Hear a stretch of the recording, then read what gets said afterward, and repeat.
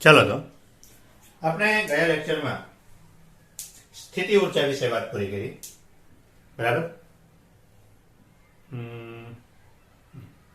સ્થિતિ ઊર્જાનું એક આખું કામ પૂરું કર્યું આપણે, યાંત્રિક ઊર્જાનું કામ પૂરું કર્યું. ત્યારબાદ આગળ સ્થિતિસ્થાપકીય સ્થિતિ ઊર્જા. સ્થિતિસ્થાપકીય સ્થિતિ ઊર્જા કે સ્પ્રિંગની વાત છે. કે કોઈ પણ પદાર્થ, ધારો કે સ્પ્રિંગની વાત કરીએ તો સ્પ્રિંગને તમે આમ ખેંચો, છોડી દો અને ખૂબ જ ગતિ સાથે રિટર્ન આવે છે. તો જ્યારે આપણે ખેંચીએ છીએ ત્યારે એની અંદર પણ કંઈક ઉર્જા સંગ્રહ થાય. તો સ્પ્રિંગમાં જે આવી ઉર્જા સંગ્રહ થાય સ્થિતિસ્થાપકીય સ્થિતિ ઊર્જા કહેવાય. તો એ સમજવા માટે ધારો કે સપાટી લઈએ, દિવાલ સાથે એક સ્પ્રિંગ જડેલી છે અને એની સાથે એક પદાર્થ છે. હાલમાં સ્પ્રિંગ ને ખેંચેલી પણ નથી અને સ્પ્રિંગને દબાવેલી પણ નથી. બરાબર, સમજો કે સ્પ્રિંગને અત્યારે ખેંચેલી પણ નથી, સ્પ્રિંગને દબાવેલી પણ નથી. એને આપણે કામ કરીએ 0 સ્થાન લઈએ. હવે ધારો કે આ સ્પ્રિંગને હું x જેટલી ખેંચું. કેટલી ખેંચું? x જેટલી ખેંચું. જો ખાસ સમજો કે જો હું સ્પ્રિંગને x જેટલી ખેંચું છું, જ્યારે હું આને છોડી દઈશ એટલે સ્પ્રિંગ આ તરફ ગતિ કરશે. બરાબર, ન્યૂટનના નિયમ પ્રમાણે વગર બળે કોઈ ગતિ નથી કરતું. તો એનો અર્થ એમ થયો કે જ્યારે હું સ્પ્રિંગને આ તરફ ખેંચતો હતો ત્યારે પણ આ સ્પ્રિંગની અંદર એક આ તરફ બળ લાગતું જ હતું, પણ આપણા બળની સાપેક્ષે નાનું હતું એટલે ખબર નહોતી. જેવું મેં આ તરફનું બળ છોડી દીધું, આ તરફ બળ શૂન્ય કર્યું, એટલે આ તરફ લાગતું જે બળ છે એ બળે એની અસર બતાવી. બરાબર, આ પહેલો ટોપિક. પછી ધારો કે હું આ સ્પ્રિંગને દબાવું છું, ફરીથી એટલું x જેટલું સ્પ્રિંગને દબાવવામાં આવે. જેવું હું આને બળ છોડીશ એટલે સ્પ્રિંગ છે તે આ તરફ ગતિ કરશે. બરાબર, અહીંયા બાહ્ય બળ જે આપણે લગાડીએ છીએ આ તરફ, અહીંયા બાહ્ય બળ લગાડીએ આ તરફ. પણ જેવું આ બાહ્ય બળ દૂર કરીશ એટલે સ્પ્રિંગ ફરીથી આ તરફ ગતિ કરશે. એનો અર્થ કે સ્પ્રિંગની અંદર એક બળ ઉત્પન્ન થાય છે. ક્યારે ઉત્પન્ન થાય છે? જ્યારે હું સ્પ્રિંગને ખેંચું છું ત્યારે. જ્યારે આવી રીતે સ્પ્રિંગ છે ખેંચેલી પણ નથી, છોડેલી નથી, જાતે કઈ ગતિ કરવા લાગતી નથી. આ જે જગ્યાએ સ્પ્રિંગ હોય એને એનું મધ્યમાન સ્થાન કહેવાય. એનું મધ્યમાન સ્થાન. મધ્યમાન સ્થાન અથવા તો એક એવી સ્થિતિ કે જે સ્થિતિએ એ સરળતાથી રહી શકે છે, કોઈ પણ પ્રકારની ઉર્જાનો ખર્ચ કર્યા વગર તે ત્યાં રહી શકે છે, એવું એનું સ્થાન કહેવાય. જ્યારે આપણે આને ખેંચીએ છીએ ત્યારે બળ કઈ તરફ લાગે છે? સિમ્પલ મધ્યમાન સ્થાન તરફ. અને દબાવું છું ત્યારે સ્પ્રિંગની અંદર કઈ બળ લાગે છે? સિમ્પલ મધ્યમાન સ્થાન તરફ. અથવા એનું આ મેઇન સ્થાન કહેવાય. એનું પુનઃ આ જે બળ લાગે ક્યાં? ફરીથી મૂળ સ્થિતિએ આવવા માટે આ બળ લાગે છે. એટલે આવું જે બળ અંદર ઉદ્ભવે એને પુનઃસ્થાપક બળ કહેવાય. આપણે અહીંયા પુનઃસ્થાપક બળની વાત કરવાની છે. પુનઃસ્થાપક બળ દ્વારા જે ઉર્જા ઉત્પન્ન થાય એની વાત કરવાની. ટોટલ 2 વસ્તુની વાત કરવાની છે. બરાબર, તો જે આખો કોન્સેપ્ટ આવો છે એટલે આખો કોન્સેપ્ટ આપણે જરાક લખાણ દ્વારા સમજીએ. કે ધારો કે કોઈ પણ એક સ્પ્રિંગ છે કે જેટલું બળ અચળાંક ધરાવતી સ્પ્રિંગ. બળ અચળાંક શું છે એ હમણાં કહું કે જેટલા બળ અચળાંક ધરાવતી એક સ્પ્રિંગ પર તેના મધ્યમાન સ્થાનથી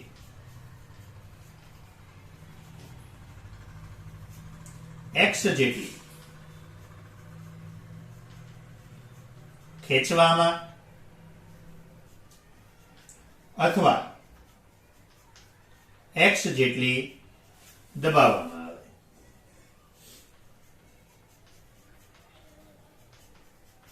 ધારો કે x જેટલી ખેંચો છો અથવા x જેટલી દબાવો છો, તો બંને કેસની અંદર શું થશે? ત્યારે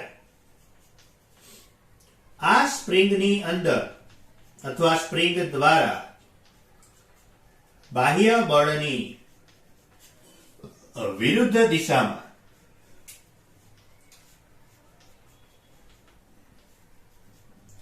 બીજું એક બળ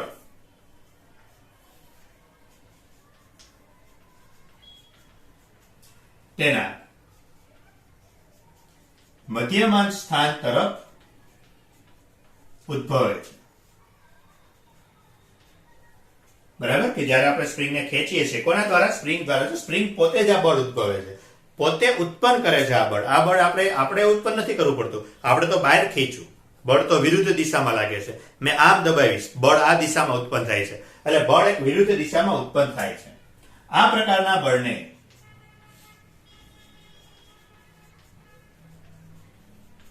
પુનઃસ્થાપક બળ કહેવાય. પુનઃસ્થાપક બળ શું કામ? જો એનું નામ હું આપ્યું છે પુનઃસ્થાપક. ફરીથી જે સ્થાન હતું એનું એ જ સ્થાન મેળવવા માટે લાગતું બળ. જે સ્થાન હતું એ જ સ્થાને ફરીથી મેળવશે.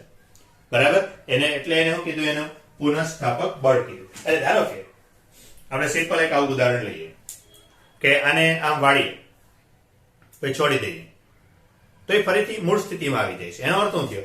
જ્યારે મેં આને વાળ્યું ત્યારે પણ એની અંદર એક બળ હતું. એક બળ આને મેં નીચે તરફ ખેંચ્યું છે, એક બળ ઉપરની દિશામાં લાગે જ છે. પણ જ્યારે હું છોડું છું ત્યારે ખબર પડે કે એ ઉપર તરફ ગયું. બરાબર, એટલે એનો અર્થ એમ થયો આવું કોઈ બળ છે એ બળ હંમેશા હું ટ્રાય કરશે એને એની મૂળ સ્થિતિમાં લાવવાનો પ્રયત્ન કરે છે.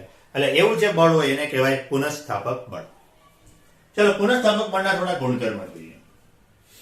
તો એક ગુણધર્મ તો એની વ્યાખ્યામાં છે કે આ પુનઃસ્થાપક બળ હંમેશા બાહ્ય બળની વિરુદ્ધ દિશામાં હોય છે.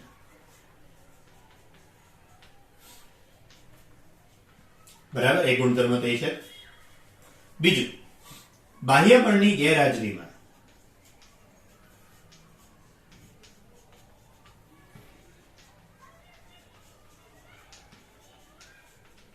પુનઃસ્થાપક બળ અસ્તિત્વ ધરાવતું નથી.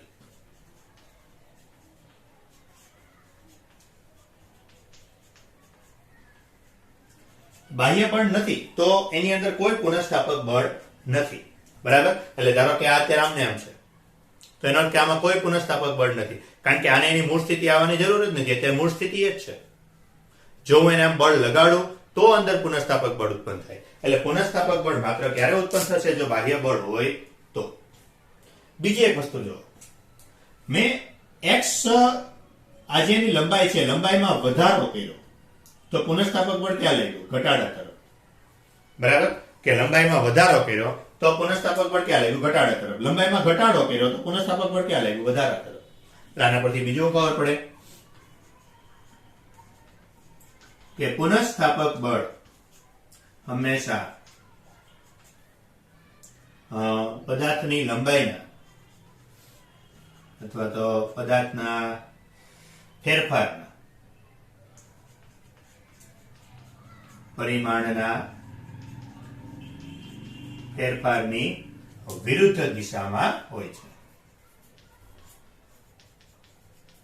હવે કે આપણે તમારે સ્પ્રિંગ છે, સ્પ્રિંગને તમારે જેટલી વધારે ખેંચવી છે એટલું બળ પણ વધારે લગાડવું પડશે. બરાબર, તો વિરુદ્ધ દિશામાં હોય છે અને તેના સમપ્રમાણમાં હોય છે. એટલે બે વસ્તુ થશે કે ભાઈ તમારે સ્પ્રિંગને જેટલી ખેંચવી છે કે જેટલી દબાવી છે એટલું બળ વધારે લગાડવું પડે. એવું તો નથી એક સરખું બળ લગાડે રાખો ખેંચા જ રાખશે. બરાબર, આ પછી ઓલી બોલ પેનની સ્પ્રિંગ નહીં લેવાની, ત્યારે અનુભવ ન થાય. સારી સ્પ્રિંગ લેવાની. તો એનો અર્થ એમ આપણે ખબર પડે કે આ જે પુનઃસ્થાપક બળ છે એ x ના સમપ્રમાણમાં છે અને એની વિરુદ્ધ દિશામાં છે. જો આ સમપ્રમાણ અચળ દૂર કરવામાં આવે તો એને k વડે દર્શાવાય, જ્યાં k એટલે કહેવાય સ્પ્રિંગનો બળ અચળાંક.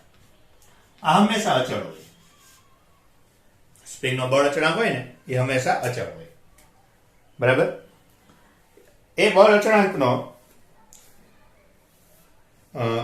બળ અચળાંક જે કીધું એમ કે હંમેશા અચળ હોય અને એ બળ અચળાંક એનો જે આધાર છે, આ બળ અચળાંકનો આધાર એક તો સ્પ્રિંગના દ્રવ્યની જાત ઉપર, સ્પ્રિંગ શેની બનેલી છે? એલ્યુમિનિયમની બની, લોખંડની બની, શેની બનેલી છે? બરાબર, અને તાપમાન પર હોય છે. કઈનું તાપમાન છે? બીજું એવું આવે કે સ્પ્રિંગની રચના ઉપર, કારણ કે સ્પ્રિંગ અલગ અલગ હોય. ધારો કે ગાડીના જમ્પર હોય તો એ સ્પ્રિંગ જ છે, પણ ગાડીના જમ્પરને દબાવવા હોય અને બોલપેનની સ્પ્રિંગ હોય તો એ સ્પ્રિંગ જ છે, એને દબાવવી હોય તો બેમાં બળ અલગ અલગ જોઈએ. તો બંનેની અંદર બળ અચળાંક અલગ અલગ હોય છે. તો આ એક વસ્તુ મેળવું, F બરાબર -kx. બરાબર. તો અહીંયા ધારો કે તમને આ સ્થિતિસ્થાપકીય સ્થિતિ ઉર્જા ન પૂછે, માત્ર બળ અચળાંકની જ માહિતી પૂછે, તો અહીંયા સુધી લખવાનું. હવે આગળ વાત કરીએ કે સ્થિતિસ્થાપકીય સ્થિતિ ઉર્જા. જ્યારે સ્પ્રિંગ ઉપર બળ લગાડવામાં આવે છે ત્યારે એનો અર્થ એમ થયો કે તમે સ્પ્રિંગને ખેંચો છો ત્યારે આટલું બળ વિરુદ્ધ દિશામાં અંદર સંગ્રહ થાય છે. તો સમજો, આટલું બળ વિરુદ્ધ દિશામાં અંદર સંગ્રહ થાય છે. એનો અર્થ એમ છે કે આ બળ દ્વારા જે કાર્ય થાય છે એ કાર્ય કોઈકની કોઈક ઉર્જા સ્વરૂપે અંદર સંગ્રહ થાય છે. એ ઉર્જા એટલે સ્થિતિસ્થાપકીય સ્થિતિ ઉર્જા. એટલે સિમ્પલ એવું કહેવાય કે પુનઃસ્થાપક બળ દ્વારા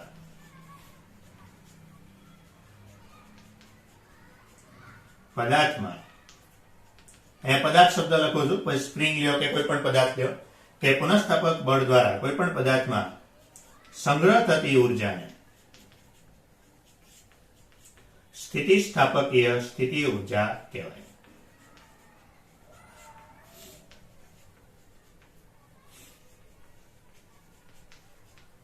બરાબર. કે પુનઃસ્થાપક બળ દ્વારા કોઈ પણ ઉર્જા સંગ્રહ થતી હોય તો એને શું કહેવાય? સ્થિતિસ્થાપકીય સ્થિતિ ઉર્જા. ચલો, સ્થિતિ ઉર્જા મેળવવી છે. ગમે ત્યારે પણ સ્થિતિ ઉર્જા શોધવાની હોય ને એટલે કામ બહુ સિમ્પલ કરવાનું, કાર્ય ગોતી લેવાનું.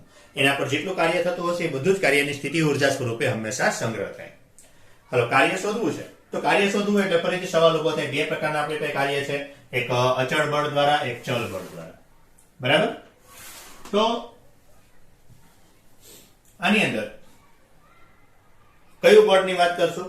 પુનઃસ્થાપક બળ. તો પુનઃસ્થાપક બળ કેવું છે? ચલ છે કે અચળ છે? તો એ સમજીએ. તો બળ છે એ x ના સમપ્રમાણમાં છે. અંતર સાથે બળ બદલાય છે.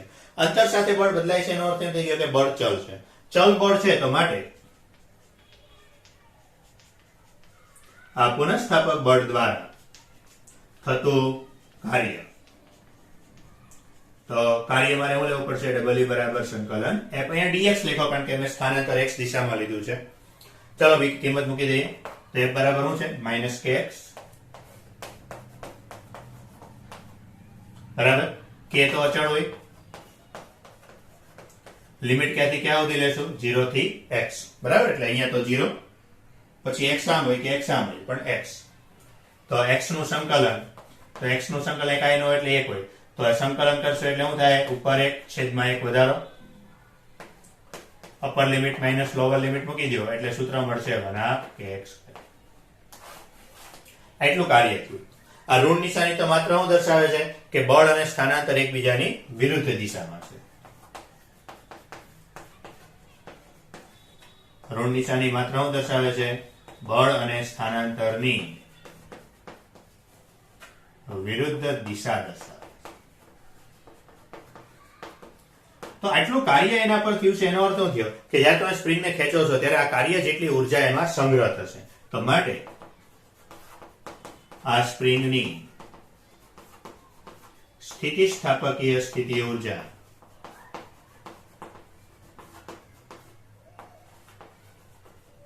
U બરાબર 1/kx². બરાબર. તો આ સ્પ્રિંગ માટે કે એની ઉર્જા કેટલી થશે? U બરાબર 1/kx². તો કે આટલું સ્થિતિસ્થાપકીય સ્થિતિ ઉર્જા માટે. આ સૂત્ર ખાસ મગજમાં રાખજો. આ થિયરીમાં કન્ટિન્યુ ચાલવાનું. ધારો કે હું બળ વિરુદ્ધ x, F વિરુદ્ધ x નો આલેખ દોરું. આપણે F બરાબર શું કીધું? -kx. કામ કરીએ, પોઈન્ટ લઈ લઈએ. અહીંયા 1, અહીંયા 1, અહીંયા -1, અહીંયા -1. k તો હંમેશા અચળ હશે. હવે સમજો, જો x બરાબર 0 હોય, x 0 છે તો બળ 0. એનો અર્થ શું થઈ ગયો? અહીંયા x અક્ષ પર મેં x લીધો છે અને y અક્ષ પર બળ લીધું છે. x એ 0, y એ 0. બરાબર. x બરાબર ધારો કે 1 હશે તો f બરાબર શું મળશે? -k. એક કામ કરીએ, અહીં લખી નાખીએ k -k. x બરાબર ધારો કે -1 હશે તો f બરાબર શું મળશે? તો +k. ચાલો કે x બરાબર 0 છે તો f 0 છે એટલે એ બિંદુ ક્યાં અહીંયા આવશે.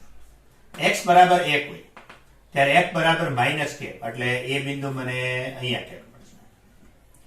x બરાબર -1 હોય ત્યારે f બરાબર કે એટલે એ બિંદુ મને અહીંયા મળશે. આનો જો f વિરુદ્ધ x નો આલેખ દોરું તો મને કંઈક આવો આલેખ મળે. અને હમણાં આપણે કીધું એમ જે કાર્ય છે એ કાર્ય સંકલન છે. બરાબર, કાર્ય છે એ કાર્ય સંકલન છે. સંકલન હોય એટલે આપણે શું કીધું હતું કે કોઈ પણ આલેખ હોય, આલેખમાં સંકલન આવતું હોય તો સંકલનનો અર્થ એવો થયો કે એ આલેખનું ક્ષેત્રફળ. આ લ્યો બેમાંથી કોઈ પણ એક લ્યો. તો આનું જે ક્ષેત્રફળ છે એ ક્ષેત્રફળ શું દર્શાવશે? એનું કાર્ય અથવા એની સ્થિતિ ઊર્જા. કોઈ પણ આવો આલેખ આપ્યો હોય અને જો ઊર્જા શોધવાનું કે કાર્ય શોધવાનું કે તો ધ્યાન રાખવાનું આનું ક્ષેત્રફળ શોધી લેવાનું. એક ક્ષેત્રફળ દર્શાવશે એનું કાર્ય. બરાબર, તો આ એક આખો ટોપિક પૂરો સ્થિતિસ્થાપકીય સ્થિતિ ઊર્જાનો. ત્યારબાદ બે નાની નાની વ્યાખ્યાઓ ભણવાની છે. એ વ્યાખ્યા ખાલી આજે ભણી લઈએ.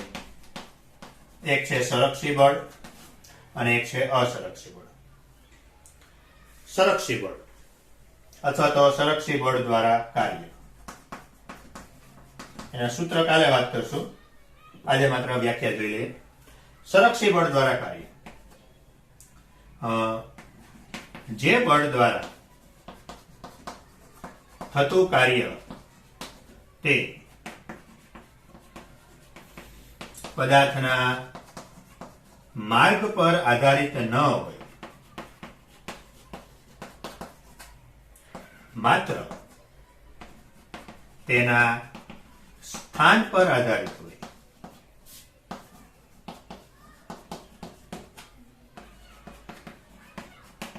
તેવા કાર્યને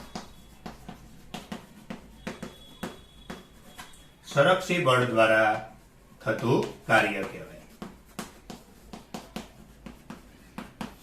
બરાબર, કે જે બળ દ્વારા થતું કાર્ય માત્ર પદાર્થના માર્ગ પર આધારિત પદાર્થના માર્ગ પર આધારિત ન હોય. જેમ કે ગુરુત્વ બળની અંદર મેં તમને એવું કીધું હતું કે તમે સીધા ઉપર લઈ જાઓ કે આમથી આમ લઈ જાઓ, મહત્વનું છે કેટલી ઊંચાઈ છે એ જ છે. તો ગુરુત્વ બળ હોય ને એ સંરક્ષી બળ કહેવાય. દાખલા તરીકે ગુરુત્વ બળ કેવું કહેવાય? સંરક્ષી બળ કહેવાય. યાદ રાખજો કયા કયા બળ સંરક્ષી બળ કહેવાય. પછી હમણાં જે આપણે વાત કરી પુનઃસ્થાપક બળ, તો એ સ્પ્રિંગનું પુનઃસ્થાપક બળ એ પણ સંરક્ષી બળ કહેવાય. કારણ કે પુનઃસ્થાપક બળ છે તો પુનઃસ્થાપક બળની અંદર કોઈ પ્રોબ્લેમ નથી હોતી. તમે સ્પ્રિંગને સીધી ખેંચો કે પછી અહીંથી આમ વાળીને ખેંચો, એ પાછું આવવા માટે હરખો સમય ને હરખું બળ જ એને લાગશે. એટલે એ પણ પુનઃસ્થાપક બળ એ સંરક્ષી બળ કહેવાય. બીજું આવે છે અસંરક્ષી બળ.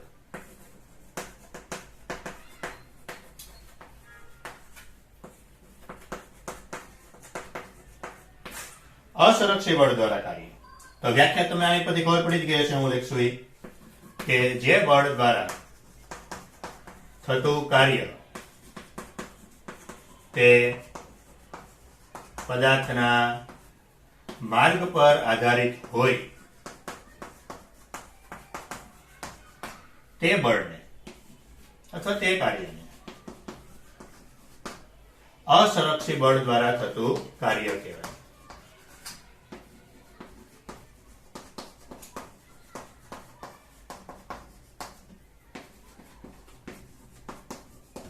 બરાબર, જે બળ દ્વારા થતું કાર્ય પદાર્થના માર્ગ પર આધારિત હોય, સ્થાન પર ન હોય. કયા રસ્તે જાવશો એ મહત્વનું હોય. દાખલા તરીકે ઘર્ષણ બળ. બરાબર, ઘર્ષણ બળની અંદર એવું ન હોય કે ભાઈ તમે આમ વાંકા ચૂકા રસ્તે ગયા તો ભાઈ ચપ્પલમાં ઘસારો કેટલો આવશે તો આ સીધો લીટો મારજો, એવું ન હોય. બરાબર, એટલે એની અંદર તો પછી એવું છે તમારે જે રસ્તે જાઓ એટલું ઘસાતું થાય. એટલે ઘર્ષણ બળ છે એ અસંરક્ષી બળ છે. બરાબર, આવતીકાલે આપણે સંરક્ષી બળ અને સ્થિતિ ઊર્જા વચ્ચેનો સંબંધ જોશું અને અસંરક્ષી બળ દ્વારા થતું કાર્ય એની આપણે વાત કરશું. બરાબર.